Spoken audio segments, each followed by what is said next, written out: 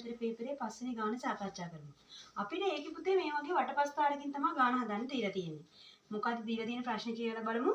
දී ඇති වටපස්තාරයේ දැක්වෙන තොරතුරු අනුව නාට්‍ය හා රංග කලාව හදාරන සිසුන් සංඛ්‍යාව 30යි. එහෙනම් මේ අංශක 20න් කීයක් කියවෙනවද සිසුන්? 30ක් කියවෙනවා. අපිට හොයන්න තියෙන්නේ නැටුම් හදාරන සිසුන් සංඛ්‍යාව. මෙන්න මේක තමයි අපිට හොයන්න තියෙන්නේ. දැන් පුතේ මේ තියෙන්නේ වෘත්තයෙන් භාගයක් තමයි මේ චිත්‍රවලටම ඉන්නේ. චිත්‍රවලට ඉන්නවා එන 180ක්. ඊට පස්සේ වෘත්තයෙන් මේ 180න් 90ක්ම ඉන්නේ සංගීත. එහෙනම් මේ දෙන්නගේ එකතුව කීයක් වෙනවද? 90යි.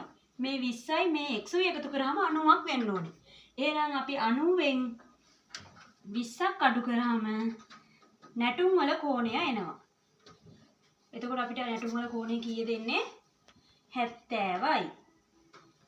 දැන් 20කින් 30ක් හඳුන්වනවලු. කොහොමද ඒක ගන්න අපි?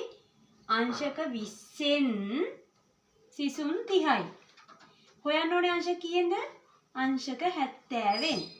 මේ වගේ එකක් ගන්න කොහොමද පුතේ? මෙච්චරකින් මෙච්චරයි නම් මෙච්චරකින් කොච්චරක්ද කියලා. ආන් ඒ වගේ තමයි අංශක 20න් 30යි නම් අංශක 70න් කීයද? මේක අපි සුළු කරමු. එතකොට එනවා අපිට නැටුම් හදාරන සිසුන් ගන්න. එතකොට අපිට කීයද එන්නේ? 105ක් කියලා උත්තරේ එනවා. එහෙනම් නැටුම් හදාරන සිසුන් ගණන කීයද? 105යි.